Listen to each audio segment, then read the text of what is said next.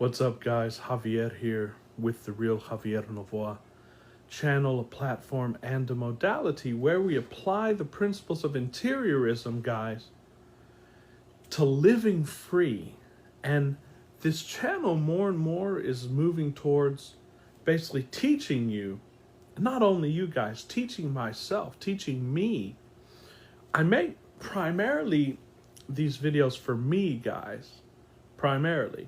And if someone else benefits from them, so be it. But I want to benefit other people, but my primary purpose in making videos is benefiting me.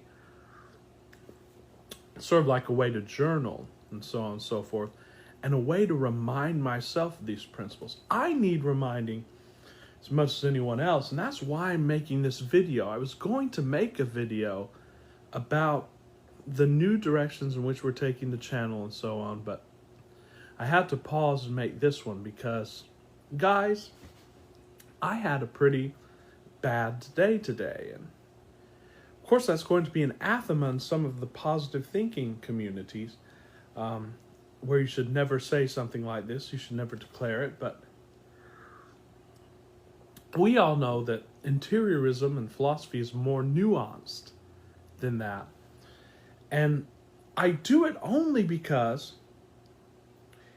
it will serve as a demonstration of these principles. It will serve as a demonstration on how to apply the principles, because I indeed applied the medicine, guys.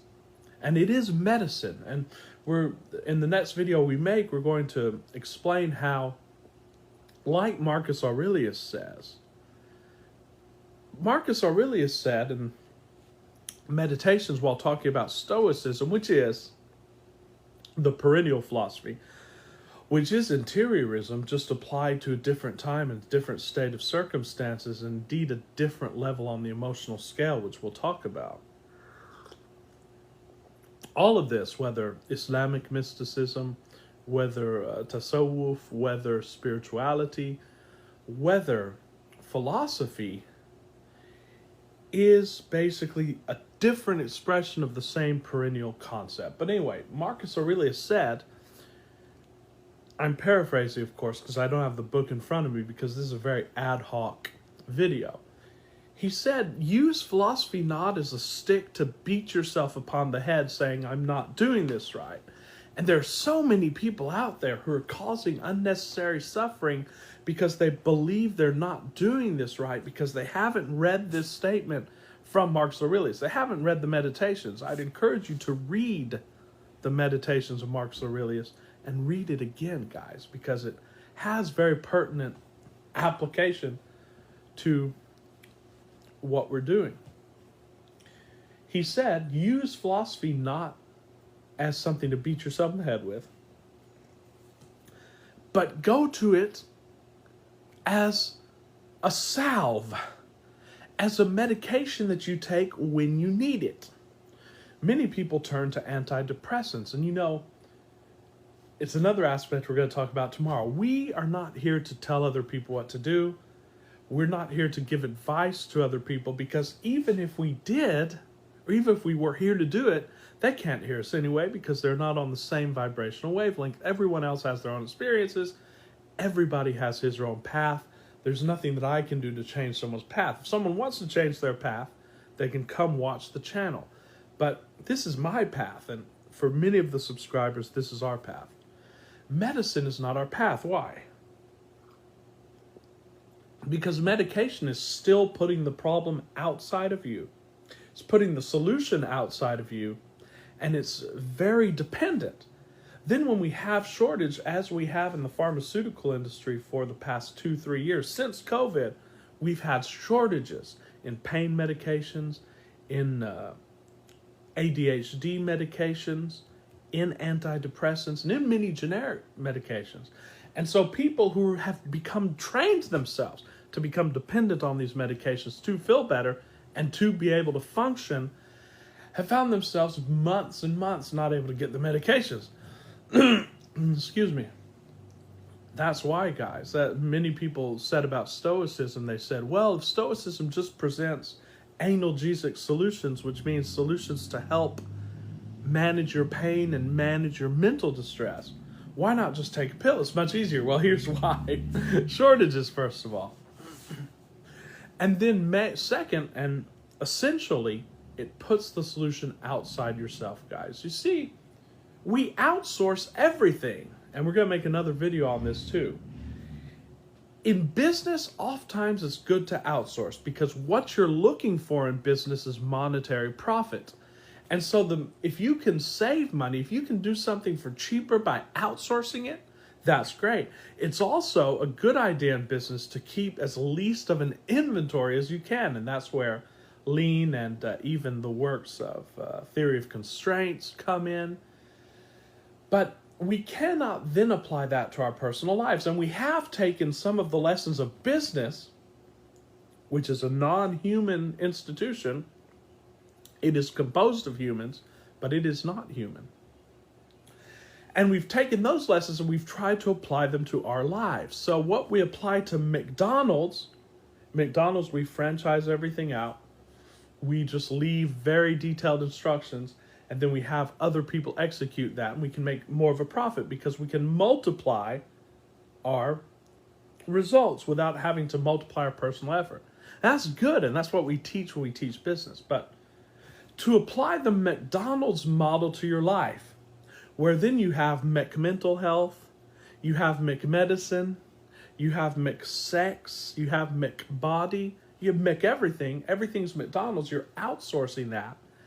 And so then you have no skills to cope, and you actually take no responsibility for your health. You take no responsibility for your mental health. What we say in Interiorism is you are your responsibility, and you cannot outsource your spiritual development. You cannot outsource your intellectual development.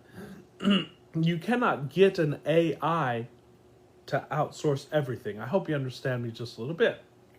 So where was I going with this? We got off on a tangent, but I think it's a very important tangent. I'm not editing this video. This is sort of like a fireside chat here. But philosophy is to be used to enhance your life situation. And that means feeling better, guys.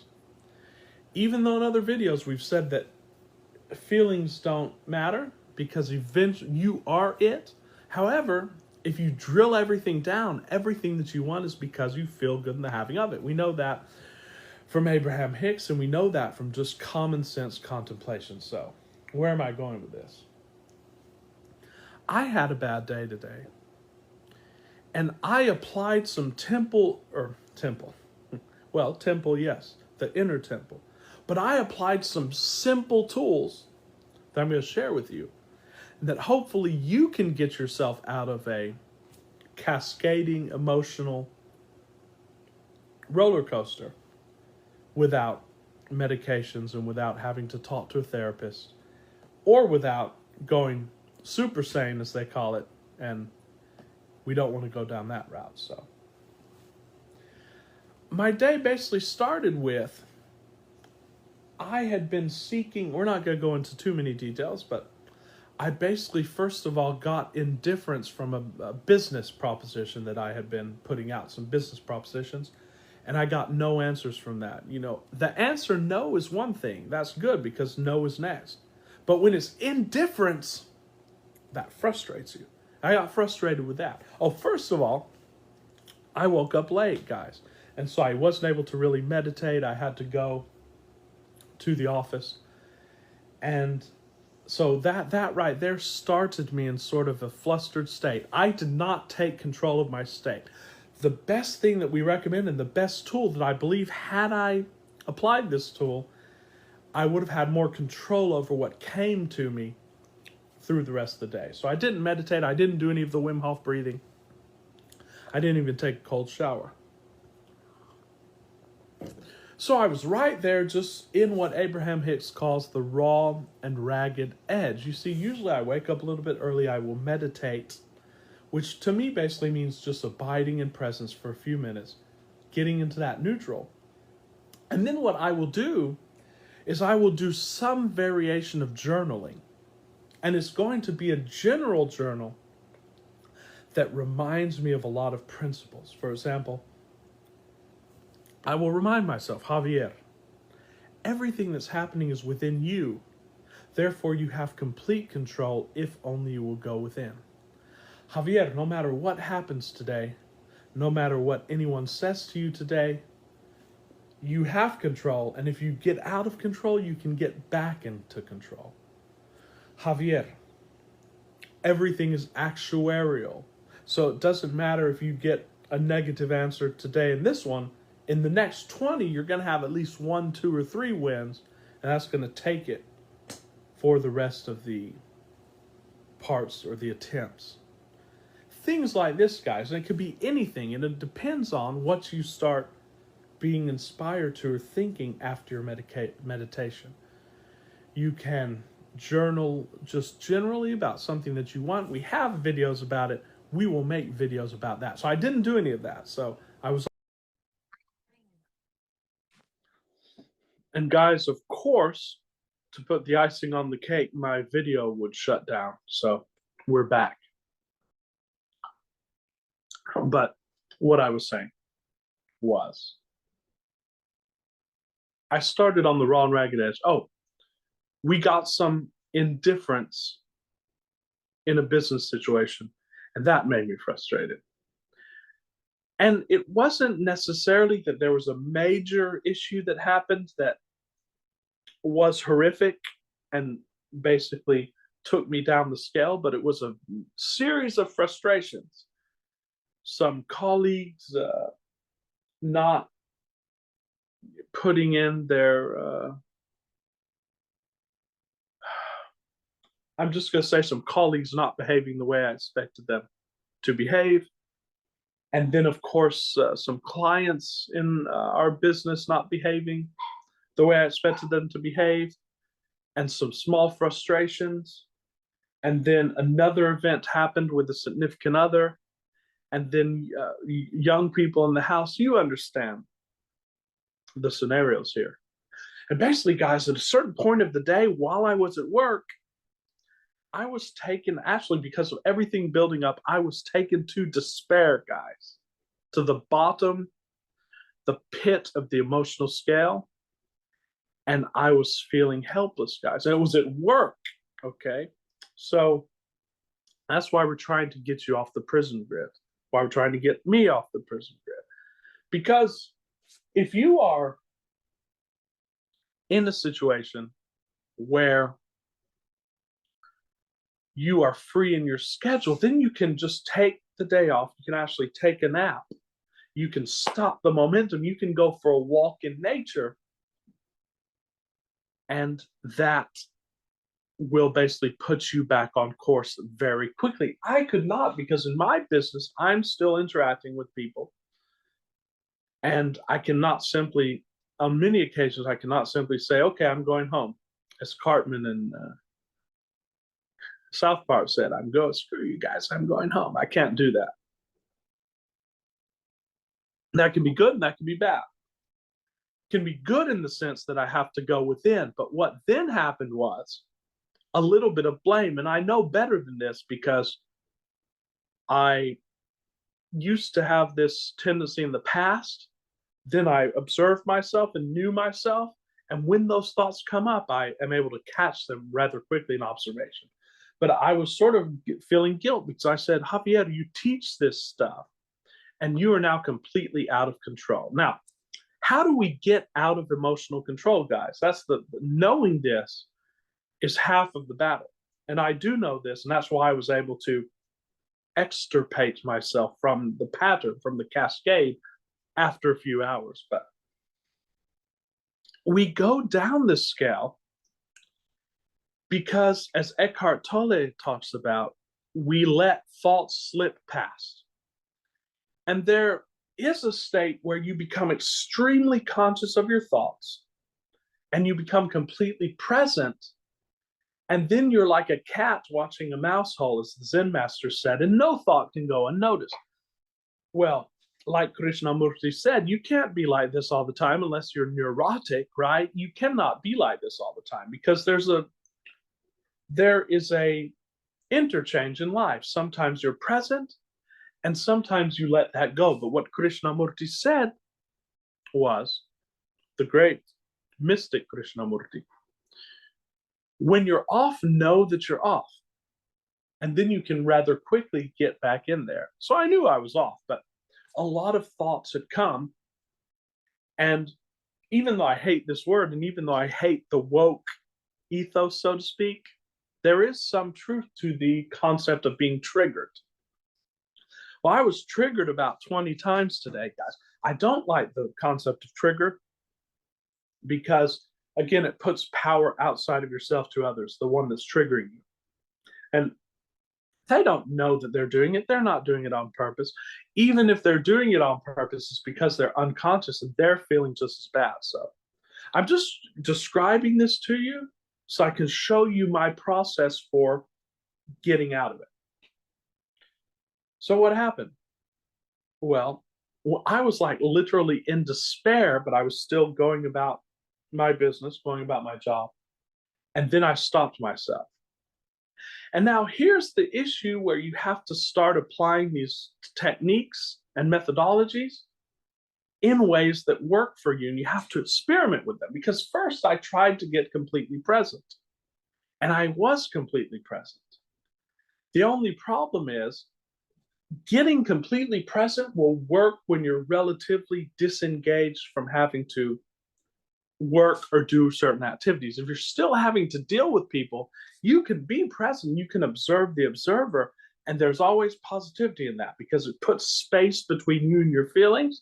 But oftentimes you're going to get distracted and it's not going to make an effect in your feelings. So you'll continue to observe your feelings, but your feelings are still going to be pulled away.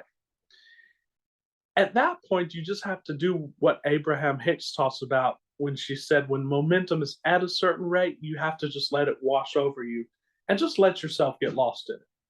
That's not good enough for me. It's not good enough for most people on this channel because we're more advanced, guys. We're like samurai level here when it comes to this. So for normal people, they need to take a nap or they just need to say, you know what, screw it. It's just going to be like this for the rest of the day, even maybe for the rest of the week. But you can stop it, guys. I'm going to show you what you can do. Now, you have to utilize self-talk. And so I started in my mind self-dialogue. I said, okay, I'm really feeling bad right now just because of the buildup of all of the problems that came. And that's law of attraction, guys. That's where law of attraction comes onto its own. It's where if one bad thing happens and you allow it to upset you, then another and another will cascade. It will snowball. That's just law of attraction.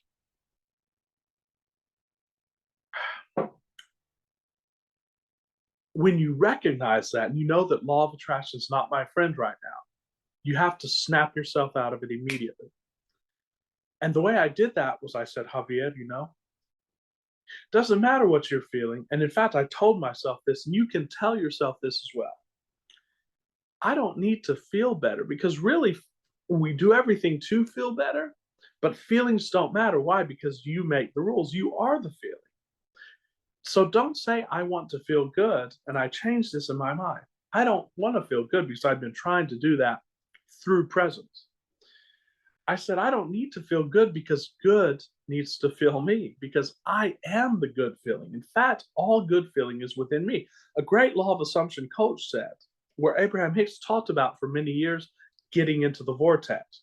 And it is a very good analogy, but like all analogies, it breaks down certain aspects of the emotional scale. So another spiritual coach would say, I don't need to get into the vortex. I am the vortex. And what I add to that is the vortex needs to come to me. That calmed me down just a little bit. And then I remembered the emotional scale from Abraham Hicks. So I was in despair.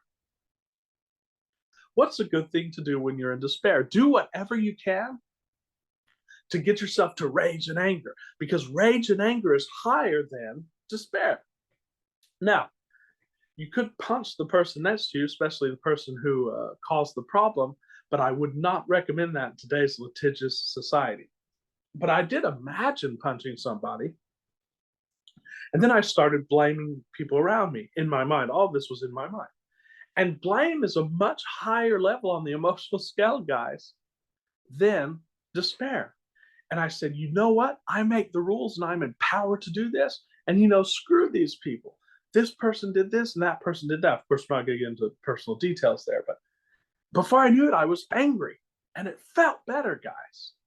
That's how I started getting myself out. And this was while I was working, guys. I was doing all this mental talk while I was working. Then I said, you know, I'm just really worried. I'm worried about the situation with my business. I'm worried about certain colleague, doing whatever they were doing. I'm worried this is going to continue. I'm just really worried. And you know what? Worry is higher on the emotional scale than rage. So even though I was now feeling anxious and worried, I was calm. Then I went to doubt. You see, this is moving up the Abraham Hicks emotional scale, which is the next step to do on this. Then I went to doubt, and I said, you know what? I doubt that the situation is going to get better, and I doubt that I'm going to be able to handle this, and I just doubt that something in the future with someone with whom I'm close, I doubt that's going to ever work out, and I just doubt that I'm going to be able to do anything for this. Then you go to disappointment. I'm really freaking disappointed that things are still like this. I'm disappointed that I'm on this level now, and I'm experiencing this rejection. I teach this stuff. I'm disappointed. Then I moved up from disappointment to irritation. I'm really pissed right now, and everyone's irritating me here. And it was very quick. It was seconds where I moved up to pessimism. And guys, if you can get to pessimism on the emotional scale, that is stoicism. So I started telling myself, what do you expect, dummy? You're choosing to live on this film roll in this life. Of course, it's your choice. And this is the way things happen on this film roll. Life does suck. I told myself life sucks, and we're all physical anyway. We're all just, and then I started going into what Marcus Aurelius talked about the physical definition. These are all just collections of flesh and bones. And I got really graphic about the interior of the human being and so on and so forth. And it's all just mechanical on the outer, and who cares what they do. And then I started going into positive stoicism, guys, because this is where you're able to for positive. You've gotten this far, you'll realize that you're completely relieved and you can start seeing the world for what it is. So I started saying, you know what? The world is what it is, but there's something above that. There's got to be something above that in which it is encapsulated. And that is light, and that is love. And then I started going into complete presence. And then I started going into complete love. And guys, within this all took about 15 minutes, okay? Within about 15 minutes, I was content and peaceful. And I was able to just be in the presence. And then I started positive self talking. Within another 10 minutes, I was feeling successful, guys, because I was positive self talking about success. The rest of the day went wonderfully. This is how, if you're having even a really bad day and you can't go home, you can't even stop and meditate. This is how you have a conversation with yourself to get yourself in a better mental state. It takes max about 15, 20, 30 minutes. If I could have actually gone into a room for about 5 minutes and just sat by myself, I wouldn't say in 5 minutes, but I could probably do it all within 15 minutes. I mean, I could have gone from despair to bouncing off the walls joy in about 15 minutes, guys, with this kind of self talk. It's a skill. It takes skill and it takes practice. Practice your self talk. Practice what processes you apply. Remember to apply them like a medicine, like a salve. Just do that, guys, and you will have a complete control over your mentality. Of course, the true reset, if I could have done that, I probably would have done that also. Wim Hof breathing is a really good reset. Anything that takes your physiology and just allows you to pause and then